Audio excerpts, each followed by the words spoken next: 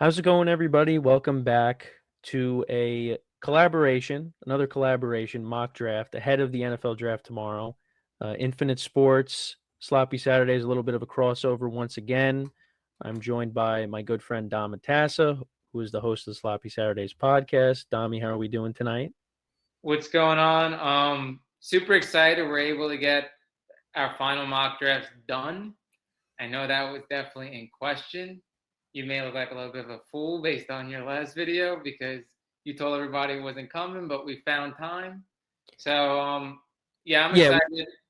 Um, this is gonna be a little different because last time, if you guys remember, not only did we go a little more in depth, but this time we have separate mock drafts that we each made. The first time was more of like a collaborative one mock draft. This time we're comparing our final mock draft, so that's going to be a little bit of a different twist. yeah. So we went more in depth, like Dommy said. This is more of just, again, like we're comparing our mock drafts, our final mock drafts from round one going into tomorrow's draft. So how it's going to work is, since we don't want to spend too much time on this video, because again, we don't want to be repeating ourselves, and sometimes we like to go on tangents, and then all of a sudden the video turns into an hour plus. So basically, what we're going to do is we're going to go in waves. So we'll go over the first 8 picks, how close we are, where there's a contrast with some of the picks, if there are any, and then we'll go over the next 8, then the next 8, then the next 8. So it's going to be 4 parts basically. So we'll start off with the first 8. I guess I'll go first. So this is where we're definitely a lock. We're going to be the same, of course, universally. Fernando Mendoza going to the Raiders. That's going to be the pick. Raiders need a quarterback. No other explanation there. He's the best quarterback in this draft. This is not a loaded quarterback class. He's the best quarterback, arguably, in the draft. Dami does like some of the other quarterbacks coming out of the draft, so obviously we'll get into that more, but got him at 1. Arvell Reese, 2, going to the Jets. If it's not him, it's going to be a defensive player, I feel like, when it comes to the Jets. They have 2 picks in the first round. That's who I have at number 2. At number 3, the Cardinals, there's a lot of reports that they're going to want to, trade out. They're looking to trade out. There's some connection with Jeremiah Love, but the Cardinals have so many other needs, and I just think, as much as Jeremiah Love is a generational talent, I don't think that's where they should go. I don't think they're ready. Yeah, so I had Sonny Styles. Um, Jeremiah Love, it's possible, could go to the Titans. I could see that. But with Robert Saleh as the head coach, I'm still going to go with the defensive player. So I have them taking David Bailey. Then at 5, this was one that I kind of flipped, because originally I think I had them taking the Giants taking Carnell Tate, but Dami persuaded me a little bit. Sent me a video of Harbaugh on Mike Francesa's podcast, talking about Caleb Downs. So I think I think I kind of changed my mind. I'm going to say that the Giants go and take Caleb Downs at No, 5. I don't have Caleb Downs. But that's who I have the Giants taking at 5, best player available.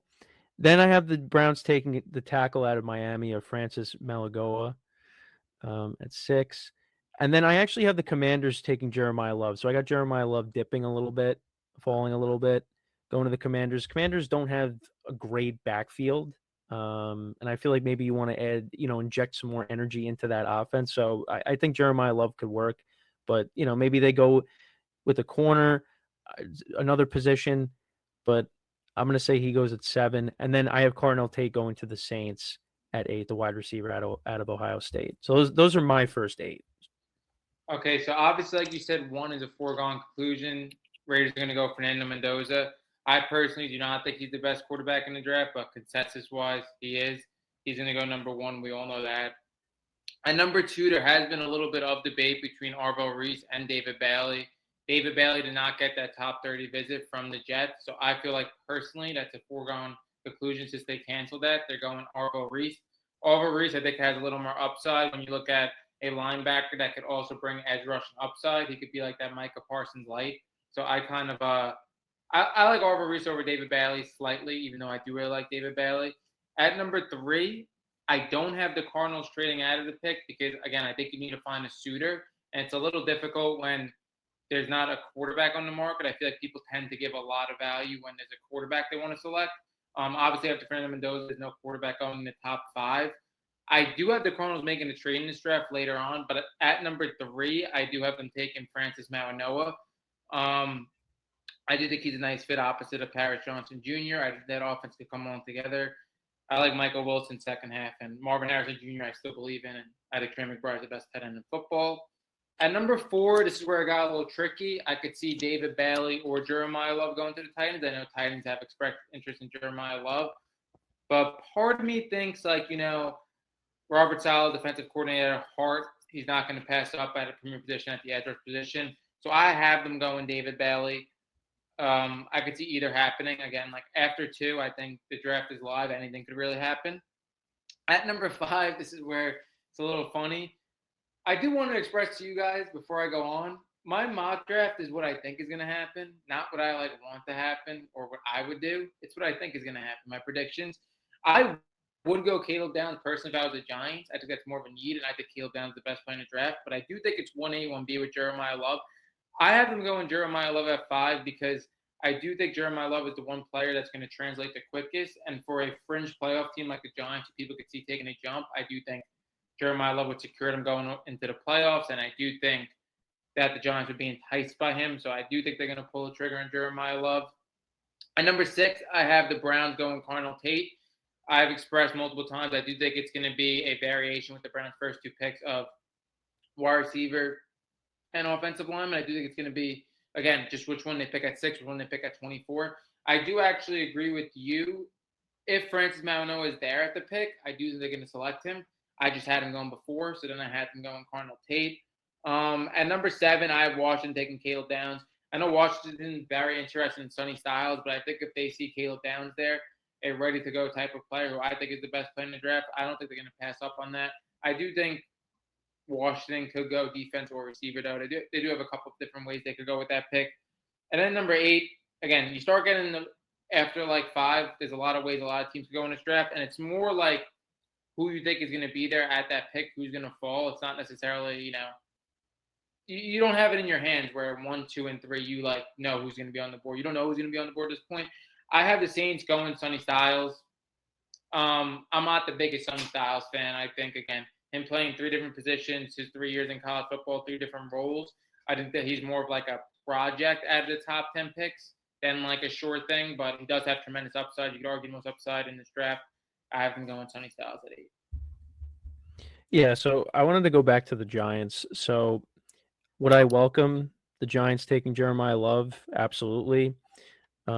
It's more of just the history with the Giants and, going back to 2018 when they took a running back in the top 5, well, really in the top 2, taking Saquon Barkley. I know there's question marks with Cam Scatterbo coming back, but I do think that they need to address other areas with this pick. And I think it would be in their best interest to go address another position rather than the running back position. But again, you add a dynamic player like Jeremiah Love on that offense. You get a healthy Malik Neighbors back, full year of Jackson Dart.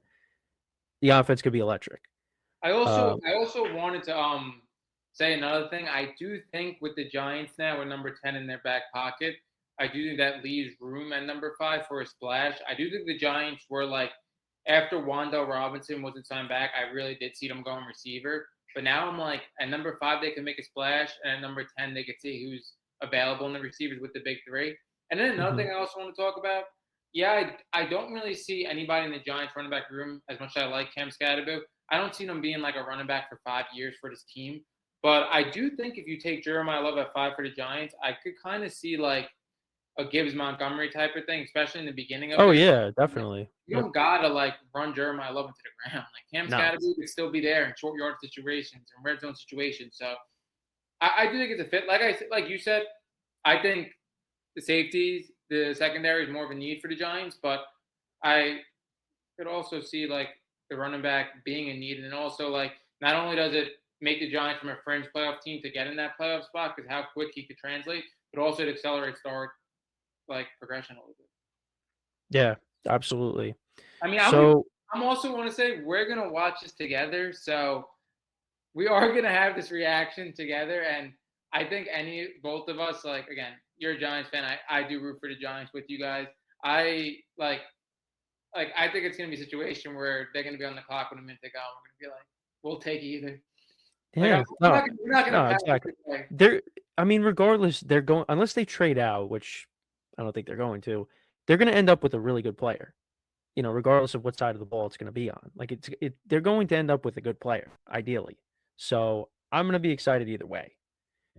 But we'll see. Again, I don't know if they had one pick, I could see them trading out. But now that they have 2 picks, 5 and 10, I mean, I don't know how much up or down you can. I feel like they're gonna. Yeah. Yeah. I think more likely if there is a trade, it's gonna be like they'll trade down with like the 10th pick or something. But I don't know. I don't That know. that Grade a top 5 pick though. yeah, no. Yeah, the 10th pick would be more likely. Okay. So let's go to the next 8 here. So at number 9, the Chiefs is interesting. Um, right now I have them taking Ruben Bain Jr., the edge rusher out of Miami. The Chiefs defense is usually a strength with this team. Obviously they have another pick in this round that maybe they, address the offense. The defense, I think, definitely, you know, does need some more talent on that side of the ball with some guys getting older. So, I could see them doing that. Then the Giants pick again. I have them taking a receiver here. So Jordan Tyson's been receiving a lot of getting a lot of traction. So I'm kind of jumping on board with that. I like that idea.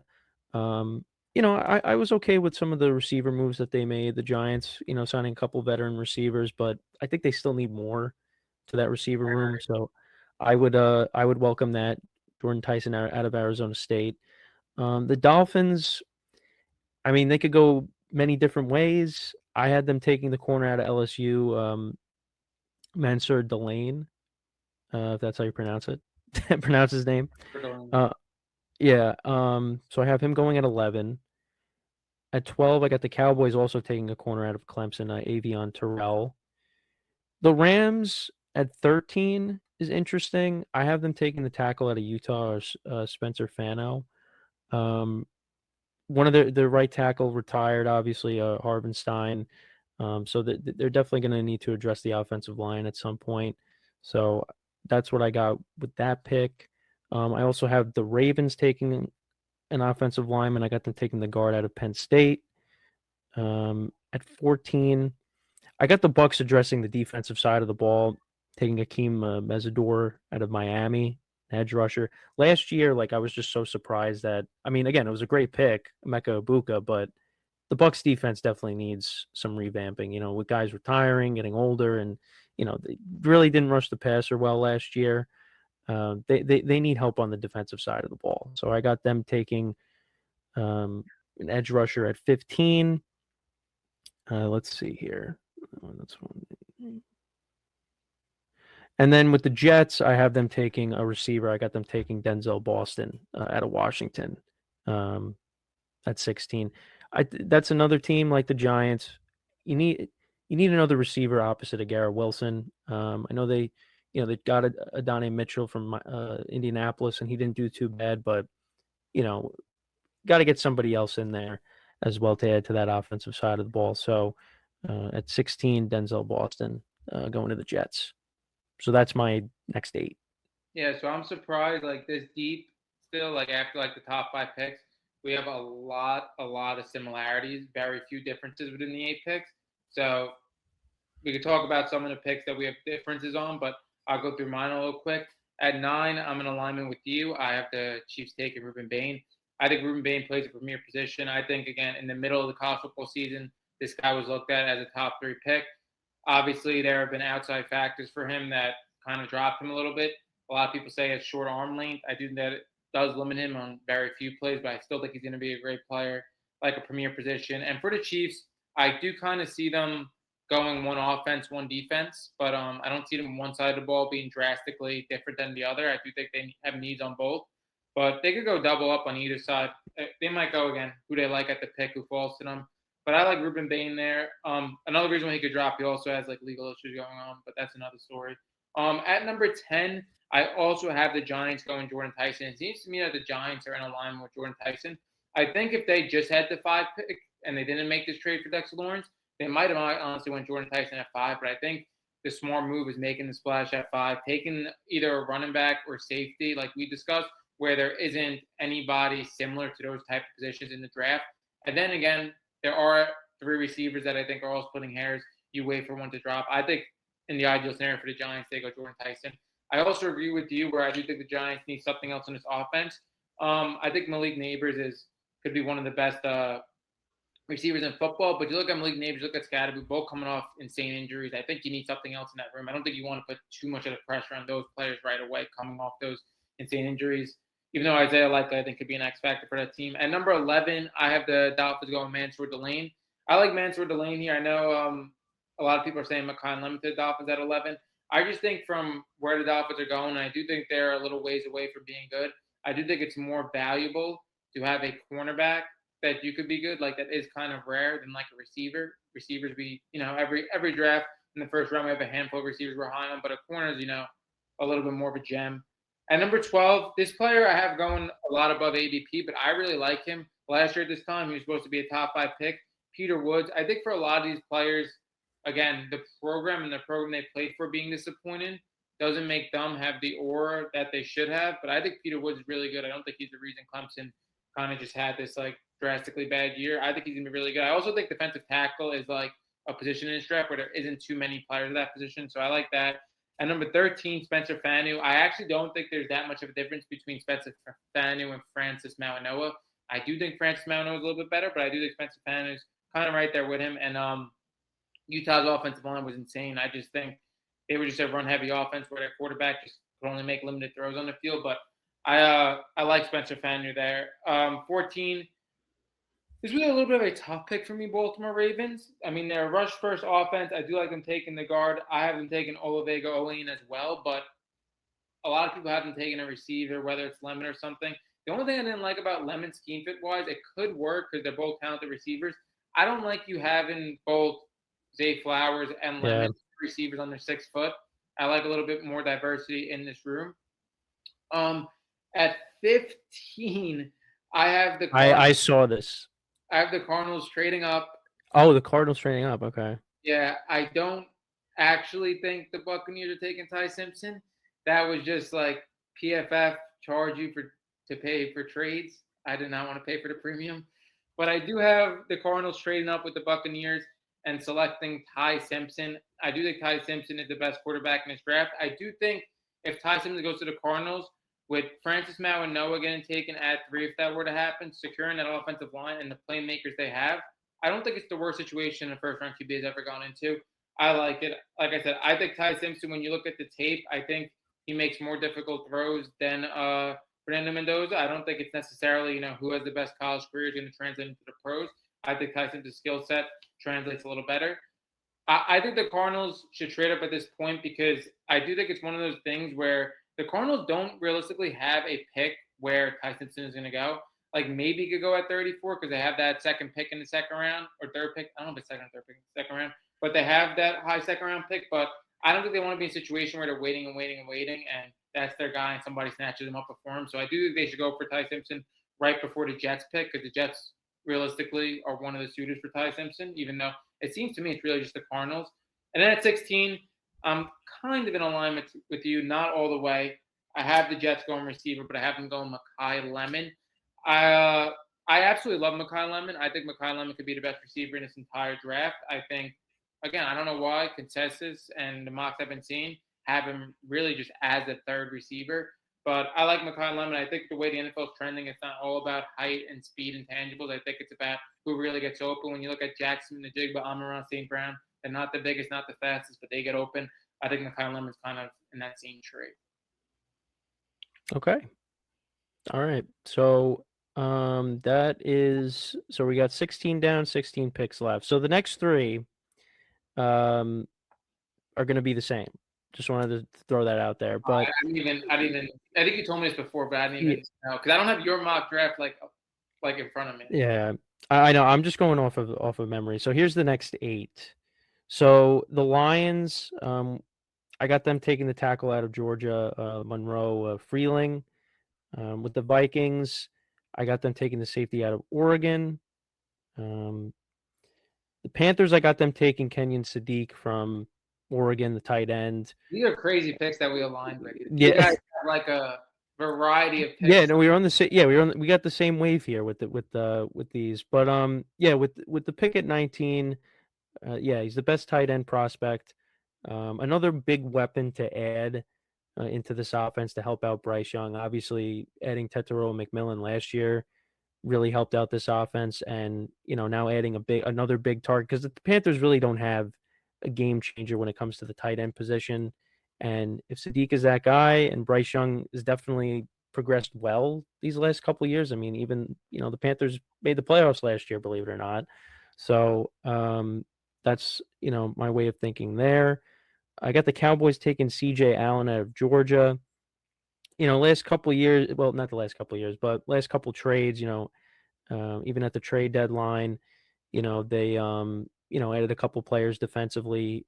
They added Quentin Williams at the trade deadline. You added Kenny Clark when you traded Micah Parsons. Now you just added Rashawn Gary in the offseason. So another defensive player to add onto that defense because we know the Cowboys offense, is very good. It was good once again last year. It's just the defense was horrible. I mean, it was a little bit better after the trade deadline, but still, it still needs some work. So I do have the Cowboys taking a couple of defensive players in this first round. At 21, I have the Steelers taking.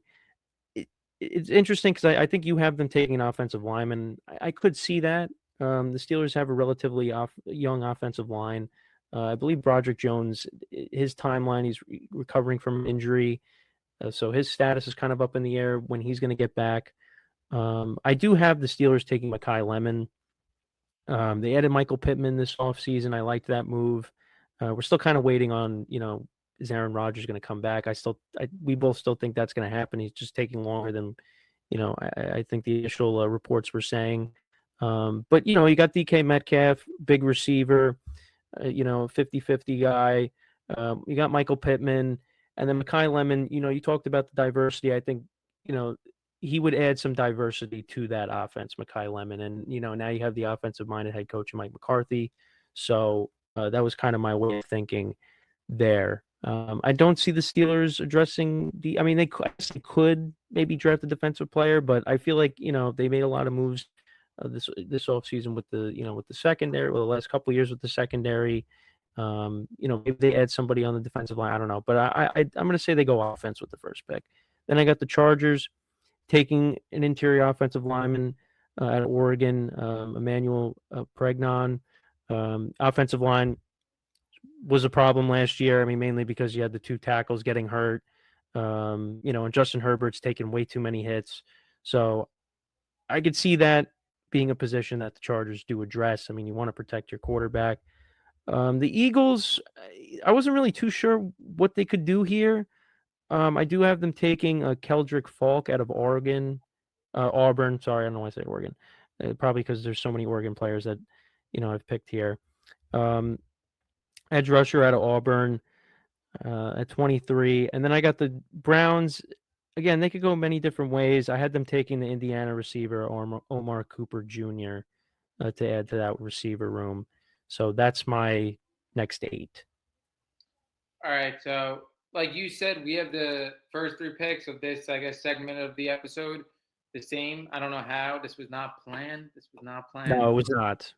But we somehow have the same 3 picks. And the players that have, like, they could go within 15 picks. We have them going at the exact spots.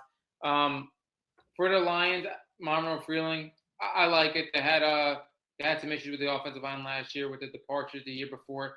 I think that's definitely a position of need for them. I'm not the biggest fan of Monroe Freeling, but I do think they need a tackle, so that's why I didn't have them taking Emmanuel Pregnon and going Monroe Freeling, even though I like Emmanuel Pregnon a little more as an offensive lineman.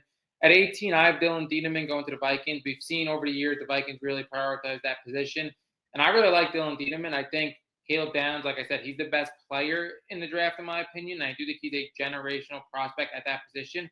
But I do think in many other years, Dylan Dieneman would be the safety one in the class. So I do think, again, you're not getting Caleb Downs anywhere past the top 10, but I do think Dylan Dieneman is a really good safety. I do think he was the best player on this Oregon defense last year. At 19, I have the Panthers going Kenny Sadiq. For me, after Tate, Lemon, and Tyson, I do think Denzel Boston and Kenny Sadiq are kind of in their own tier for pass catchers after that. I like Kenny Sadiq going to the Panthers because, again, like Bryce Young ended off the season with a little momentum. Let's build off it, get another pass catcher in that room. I do think they could use it. I absolutely love Ted McMillan. I think Kenny Sadiq has a lot of upside out. And I really like Kenny Sadiq's ability to block as well. I think that's where he separates himself in this draft. At number 20, I have the Cowboys going Jamal McCoy. I think we're both in alignment where the Cowboys have to double down on defense. Their offense is, again, can compete with anybody in the league. They have 2 wide receiver ones with CeeDee Lamb and Pickens, if Pickens does play on the tag, and a good QB in Dak. But I do think they should be doubling down on defense. At 21, yeah, I have the Steelers going Caden Proctor. Again, I think their offensive line young. They could use the offensive line.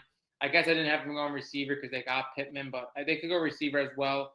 Like you said, I kind of see with McCarthy them going offense in some round. I could see them being a suitor for like Ty Simpson as well, if they have no future plans at quarterback. We know Aaron Rodgers. This got to be the last year. At 22, Chargers, I have Caden McDonald. They lost that position interior defensive line, and I could see them being in need. You get to these points now with, again, Chargers, Eagles, and a couple of other teams, like they could like freestyle on these picks. They don't really have too many holes. I could see the Chargers going a receiver as well. I could see the Chargers going in, like you said, a guard. They definitely could use a guard. I think their tackles and centers are really strong, but they could use a guard. At 23, Eagles. A lot of people like want Denzel Boston here because a lot of people obviously know AJ Brown's walking out the door. It's not a big body receiver. I actually have him going to Akeem Mesidor, though, edge out of Miami. I feel like he's extremely underrated. I feel like being on the opposite side of Bain kind of lost him a lot of attention, but I think he's a game wrecker. I really like him. At 24, we're in the same type of wavelength again, a little bit different of picks. I think the only way for the Browns to go is offensive line and receiver of some variation. I had them going Cardinal Tate at 6. So this leaves them going Emmanuel Pregnan at 24. I think the Browns could use a tackle more than a guard, but they could kind of shift that offensive line. I think Emmanuel Pregnan here is kind of a little bit of a steal. I like that. Yeah, this is where we stop, right? Yeah. Yep, at 24. All right, so we got our final 8. So I'll rattle them off here. So the Bears, I have Emmanuel McNeil-Ware, safety out of Toledo. Bears defense was kind of disappointing last year. They patched up the offensive line, obviously. We talked about earlier Justin Herbert being quarterback that was getting hit too much. Caleb Williams the year before, I think, was like the most sacked quarterback. He didn't really do himself any favors because he would run into some sacks, but that's the kind of player he is. But yeah, they shored up the offensive line. Could they maybe add another playmaker at some point in this draft? I guess, but I think here they should go defense. In my opinion, you got the running backs. Rome Odunze is going to be stepping into that number 1 wide receiver role, or Luther Burden. You got Colston Loveland. So there's a lot of weapons for Caleb Williams on offense. And, the offensive line again got better. So I think they go defense with this pick. Next 2, I think kind of the same deal, although maybe I could see the Bills, again, similar to the Bears, maybe taking a playmaker, but I got them taking Cassius Howe out of Texas A&M, an edge rusher. Again, that's a defense I think, needs some more youth on that side of the ball, and needs some guys that can get to the passer. So that was kind of my way of thinking. 49ers, I think they need to, some revamping when it comes to their defense. A lot of injuries last year, and they're going to be getting guys back, but, still got to wait on the timelines. But I have them taking TJ Parker, the edge rusher from Clemson, another guy to add to the defensive line. Texans, I went offensive line, Connor Lew, the center out of Auburn. Offensive line's kind of been something that's been a problem for the Texans for quite some time now. Got to do a better job of protecting CJ Stroud. I have the Chiefs take. I mean, we'll see if he falls this far, or if this is around where he gets taken. But I do have the Chiefs taking Concepcion from Texas A&M, wide receiver. KC is his first name. So that would be kind of fitting if he gets taken by the Chiefs. But yeah, another playmaker to add to that side of the ball. Um, you know, Rasheed Rice, being back, helped last year. Xavier Worthy, I don't think really took that next step. I mean, it was a season to forget for the Chiefs, really. I mean, especially with Mahomes getting hurt at the end. So I had him at 29. I got Caden Proctor going to the Dolphins at 30. The tackle, Caden McDonald, the defensive lineman from Ohio State, going to the Patriots, and then Jermon McCoy, because the Seahawks, lost some guys on defense this offseason. I don't know if he's going to fall that far, but that's just how I had him. I have him going at 32 to Seattle to help fix or to address the secondary, some of the guys that they lost. So that's my final 8. Yeah, so I'm gonna roll through my final 8. I believe we only had one in alignment. These picks are kind of hard though. Like these players are so volatile. At 25, I have the Bears going TJ Allen. I don't think they really need anything on offense playmaker wise. And for TJ Allen, you may be saying like they really don't need a linebacker. But I think TJ Allen falling this far in my mock draft, they might just say, hey, best player available. We'll fit him in there. At number 26, I kind of really do think Buffalo needs to help Josh Allen. I guess you could say that DJ Moore was help, but I thought that was a horrible trade. And I'm not sold on DJ Moore as a wide receiver one. I have been going Denzel Boston, big body receiver.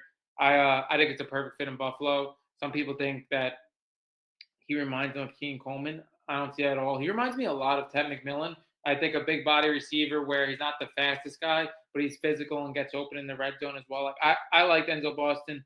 I could also see the Bills trading up or something, doing something because again, we talk about the Bills, we talk about the Ravens with Lamar and Josh Allen. It's like we're getting down to the wire now. If they don't win a Super Bowl very soon, it could be the end of things. This is kind of crunch time for those quarterbacks. At number 27, I have the 49ers going edge as well, but I have them going Kedrick Falk. I think that's a position of need for them. I don't mind that pick. At 28, I feel like the Texans could only go offensive line or interior D line. I wanted to go offensive line with this pick, but I actually did go Caleb Banks, the defensive lineman out of Florida. He could drop a little bit with his injury in the season this year to the second round. But again, any of these players in the late first could easily be in the second as well. We all know those first 5 picks of the second are basically an extension of the first. At number 29, we are in alignment. I have KC going to KC. I'm not in love with this pick. I'm really not. I could just see the Chiefs going receiver, and he's the best player on the board. The reason why I'm not in love with it, though, is because I feel like time and time again, the Chiefs go little smaller field stretcher type receivers. And I think it's time they diversify that room. But I could see them going receiver, and he is the best on the board. What I do like about KC that people forget is he also does bring a lot in the return game as well. I'm not as high on him as others because I do think that offense was stacked and he has similar production as people who were getting double teamed all season. I don't even think Casey Concepcion was the best receiver in that offense. But at number 30, I have the Dolphins going edge rusher TJ Parker. I think that's a vital position. And I really love TJ Parker. Like I said, with some of these programs, these players are slipping because of how the program played out. But I think TJ Parker is ultimately a great player. I think he could be like a mixed linebacker and edge as well. At number 31, I have the Patriots going Caleb Lomu. I think we've seen that the Patriots could definitely use a little bit more in their offensive line. We saw in the Super Bowl, Will Campbell, one of the worst performances I've ever seen in the Super Bowl. They need to add to the offensive line. I've been seeing them going Caleb Lomu, though, because I absolutely love Utah's offensive line this year. I said it with the Spencer Fanu pick. I think their offensive line was so dominant, and Caleb Lomu was also a big part of it. A lot of these players, I don't want to go on a tangent, but a lot of these players, whether it's Cardinal Tate with Jeremiah Smith, whether it's Akeem Mesidor or Ruben Bain, a lot of these players get overshadowed because they're playing with another great player. I hate when that happens because these players are great in their own right. And then at number 32, still sauce a little bit on defense. I think on Cassius Howell, the edge rusher. All right. So yeah, that is our those are our mock drafts from round 1. Very nice job. We kept it well under an hour, a half hour. So that's a record. And we'll see how right we are. Let us know in the comments how right we are, how wrong we're going to be. Let us know. We greatly appreciate that. So, anything to say? Anything else to say before we wrap up? Yeah, like I said, we went more in depth when we did our first mock draft on a lot of these players. We just didn't want to again go in depth again. We wanted to get our mock drafts out to you guys, but we didn't want you guys to sit here for 2 hours because we also know when we review the NFL draft, that could be an hour, 2 hour episode, and we could go in depth on that. So we didn't want to like drown you guys with a ton of time. So we wanted to roll through our mock drafts quick, compare them a little bit, give quick tidbits on why we have the players going to certain teams, but we didn't want to, again, overdose you guys and have you guys stick around for over an hour when that could be coming up this week. Yeah, so it's going to be a big night tomorrow. It's going to be a big 3 nights really. I mean, obviously the first night is the biggest, and then you got Friday and Saturday as well. So rounds 2 and 3 Friday, and then 4 through 7 Saturday. So that's pretty much it. Donnie, you can plug your channel in before we wrap up, as always. Yeah, Sloppy Saturdays everywhere. Pretty much most of you guys know me by now, but Sloppy Saturdays on YouTube, Sloppy Saturdays on any podcast platform, Sloppy Saturdays on TikTok, pretty much the same everywhere. Yeah, so make sure to tune in to his channel. And as always, everybody, make sure to leave a like, comment, and subscribe to the video, to the channel. Follow us on the social media platforms in the description below and wherever you get your podcast. You can follow us as well, Infinite Sports. You'll find us there. And as always, everybody, I'm Kenneth Gruenfelder along with Dom Matassa signing off. Have a good one.